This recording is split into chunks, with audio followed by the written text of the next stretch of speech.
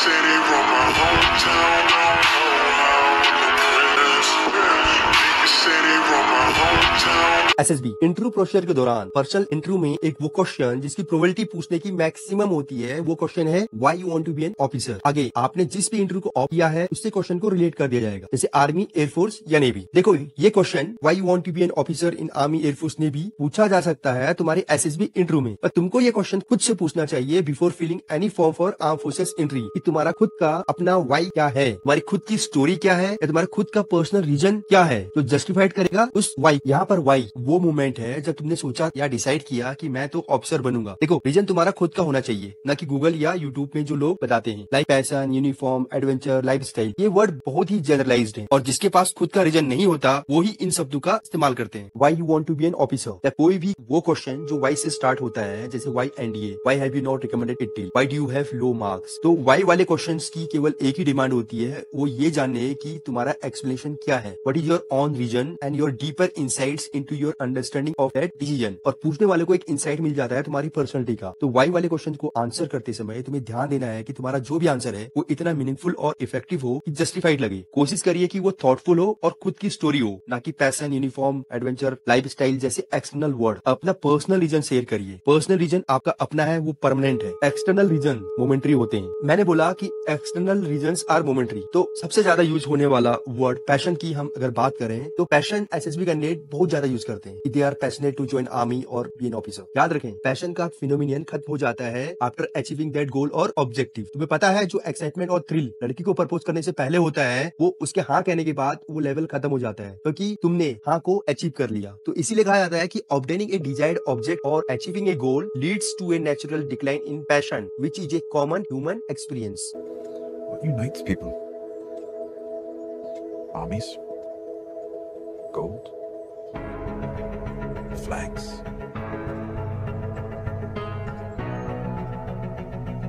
Stories? There's nothing in the world more powerful than a good story. Nothing can stop it. No enemy can defeat it. Tyrion Lannister, one of the most important character of Game of Thrones, he rightly pointed out कि personal stories have the power to unite people and create connections. ये होता क्यों है? Because stories provide a common ground for building relationships and associations with others. अगर हम इसको एक technical perspective पे देखें तो stories एक्टिवेट करती हैं the areas of the brain associated with empathy and social cognition, which facilitates a deeper understanding and appreciation of the experience being shared. और this can lead to increased bonding and a stronger sense of community among individuals. While answering why you want to be an officer या फिर कोई और why हो, इन सब questions को deal करते समय sharing A personal story can be incredibly impactful. Personal story है क्या? यह है तुम्हारा खुद की रीजनिंग, तुम्हारा खुद का एक्सपीरियंस। इसलिए personal stories provide content, depth, justification. It helps the other to understand your ground reality. Sharing personal experiences during an interview is a valuable way to connect with the interviewer. Personal reasons होते ही reflection तुम्हारे beliefs की, तुम्हारे values की और तुम्हारी life के experiences की, और ये इफेक्टिवली एस्टेब्लिश करती है एक emotional bond. So it is important to note that personal reasons are authentic and genuine, making them an effective tool to build rapport. Rapport का बेसिक आप into is important chapter in Awaken Yourself में पढ़ें और समझें why rapport is important. तुम्हारी story means personal reason किसी भी why वाले क्वेश्चन को कंक्लूड कर सकता है। तुम्हें why do you want to be an officer को आंसर करते वक्त 2-3 रीजन की जरूरत नहीं। You only need one story, one reason, but that should be very reasonable. इसका एक बेहतरीन एग्जाम्पल आपको Awaken Yourself के इंटरव्यू इज इम्पोर्टेंट में मिलेगा। एग्जाम्पल में आप देखोगे कि दैट फीमेल एयरफोर्स ऑफिसर ने पहले अपनी वाई स्टोरी शेयर करी, फिर उसके बाद मेंशन किया कि I want to serve where I can right fit and not best fit. अभी तक हमने सीखा कि हमें पैशन वर्ड यूज नहीं करना है और अपनी स्टोरी मींस पर्सनल रीजन बताने वाई वाले क्वेश्चन के अंदर। अब पैशन की तरह ही आपको यूनिफॉर्म और एडवेंचरस वाले वर्ड यूज नहीं करने, और क्यों नहीं करने इसको समझिए logically. There are two reasons because of which a person should be joining defense forces.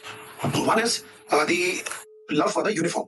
because defense uniform you cannot get in any other organization. Colonel uncle बोल रहे हैं लव फॉर यूनिफॉर्म। ये बहुत ही बड़ा इलॉजिकल पॉइंट है। अब पहले ये समझ लीजिए विद ए फैक्ट कि a soldier is not just a uniform. I am repeating it again, a soldier is not just a uniform, it represents a dedicated and courageous individual who serve their country with bravery, selflessness, honour and with a sense of duty. क्योंकि एक Indian army officer बस अपने stars और uniform की वजह से ही officer है। जुगाड़ू अगर बोले कि एक ऑफिसर केवल अपने स्टार्स और यूनिफॉर्म की वजह से ऑफिसर है, ये पॉइंट समझ में आता है क्योंकि जुगाड़ू खुद आर्मी लॉ के अगेंस्ट काम कर रहा है, तो उसकी सोच इसके ऊपर जा भी नहीं सकती है। पर अगर कोई कर्नल अंकल जो एक इंटरव्यू ऑफिसर भी रहे हों, वो अपना पहला point why do you want to join army के रेफरेंस पर लव फॉर यूनिफॉर्म बोलते हैं ना, तो ये बहुत ही इलॉजिकल साउंड करता है। हाँ, मैं इस बात से एग्री करता हूँ कि मिलिट्री यूनिफॉर्म में hold great significance as a symbol of service and identity, लेकिन आपको ये भी समझना होगा कि केवल वर्दी के लिए सेना में शामिल होना would not be considered a efficient और एप्रोप्रिएट रीजन। तुम जानते हो खुद से कि military service demands a deep commitment to their service and sacrifice. देखो, जो भी कोई सेना ज्वाइन करना चाहते हैं ना, एज ए जवान या फिर एज एन ऑफिसर, उन्हें ये समझना चाहिए कि joining arm forces require a genuine desire to serve, a sense of duty and willingness to uphold the values and responsibility of military service. देखो यार, सेना ना एक केवल वर्दी पहनने के बारे में नहीं है, it's about serving one's country with utmost dedication and commitment. Second is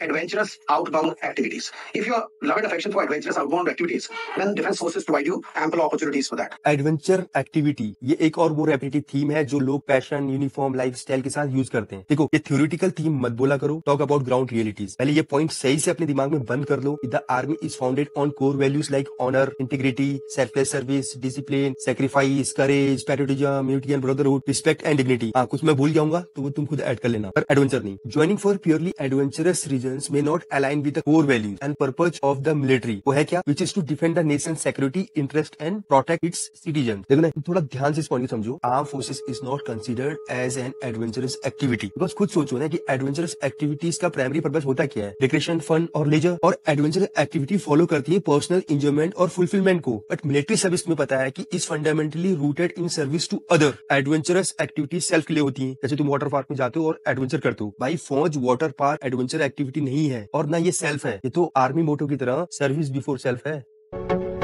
मैंने एक उम्र खर्च की है तुम पर, मैंने एक उम्र खर्च की है तुम पर, तुम मेरा कीमती असासा।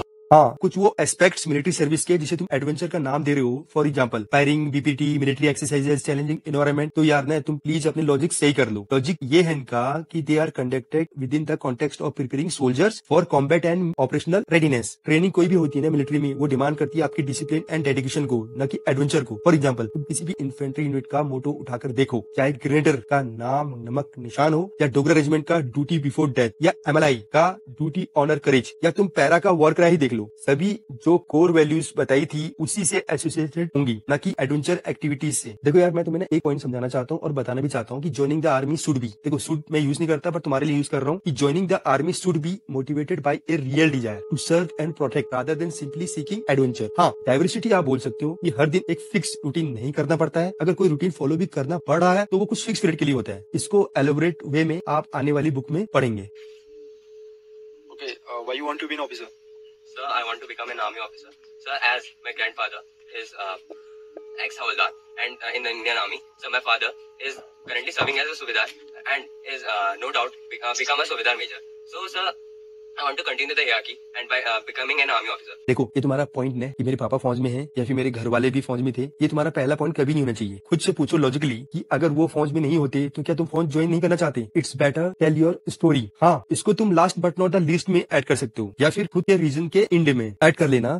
Like for example, sir, continuing the legacy of my family military service is a calling that I feel deeply within me and I am eager to answer that call by enlisting in the army या फिर air force या फिर navy. ऐसा तुम add on कर सकते हो अपने स्टेटमेंट के लास्ट में, अपनी स्टोरी के एंड में, ना कि स्टोरी के स्टार्ट होने से पहले। देखो यार, तुम ना तो एडवेंचरस एक्टिविटी के लिए फौज ज्वाइन करो और ना ही लव फॉर यूनिफॉर्म के लिए। वैसे लव फॉर यूनिफॉर्म में मुझे ये भी समझ में नहीं आता कि कौन सी यूनिफॉर्म के लव की बात हो रही है। फौज में एक यूनिफॉर्म थोड़ा होती है, चेक करना खुद कितनी यूनिफॉर्म कैरी करता है एक फौजी इन पीस पोस्टिंग पर। देखो यार, तुम जब भी डिसीजन लो फौज ज्वाइन करने का ना, तो ये ड्राइवन होना चाहिए तुम्हारे खुद के एक्सपीरियंस से, वैल्यूज से और गोल के रीजन से। ये समझ लो कि स्टोरी के हीरो अगर तुम होना तो स्टोरी भी तुम्हारी ही होनी चाहिए। याद रखो कि every candidate aspiring to join the arm forces should have personal motives for choosing this career path. हाँ, ये कारण पर्सन टू पर्सन डिफरेंट हो सकते हैं, पर यार जिंदगी में तुम एक ही बार तो फौज ज्वाइन कर रहे हो और एक ही बार ऑफिसर बनोगे, तो क्यों ना खुद का रीजन भी एक बार बना लो। चलो एक एग्जांपल देखो। So this question I have asked myself many times, that why I want to join the Indian Army. And so from what I have concluded is that since the day I enrolled in Sainik School Ghodakal in 2017, I have developed a scientific way of habit building. And sir, these have helped me inculcate the basic values and etiquettes like table manners, proper dressing and proper beddings.